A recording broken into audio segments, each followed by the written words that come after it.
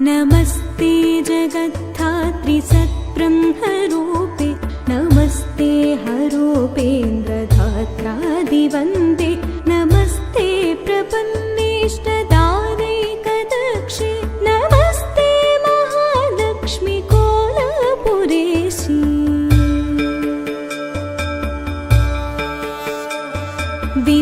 विधिकृत्तिवासा हरिर्विश्वमेतत् सृजत्यत्तिपादीति यत्तत्प्रसिद्धं कृपालोकनादेवते शक्तिरूपे नमस्ते महालक्ष्मी कोलपुरेशी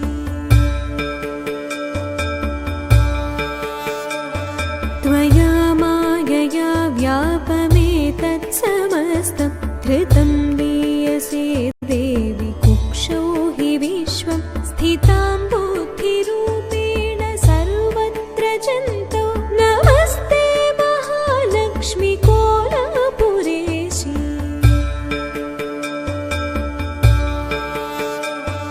यया भक्तवर्गा हि लक्ष्यन्तयेते त्वयात्र प्रकामं कृपापूर्णदृष्ट्या हतो गीयसे देवि लक्ष्मीरितत्वं नमस्ते महालक्ष्मी कोलपुरेशी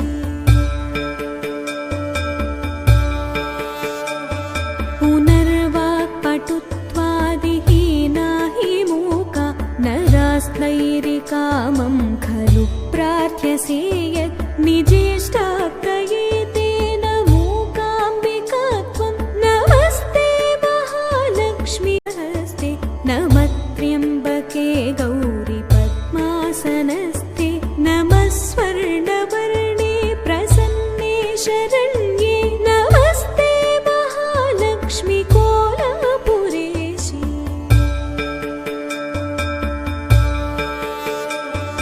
इदं स्तोत्ररत्नं कृतं सर्वदेवै हृदि त्वां समाधाय लक्ष्म्यष्टकं यः पठे नित्यमेष व्रजत्यासु लक्ष्मी सविद्यां स सत्यं भवेत् प्रसादात्पुरेशी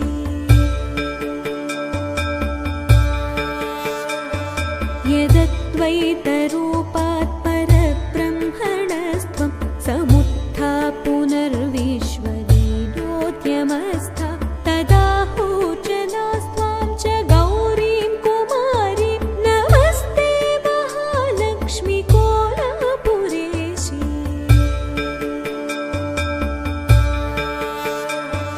हरे चादिदेहो ततेजोमय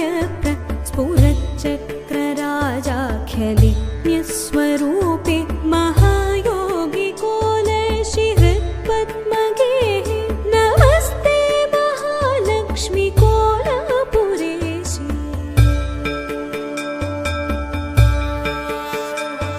नमः शङ्खचक्राभय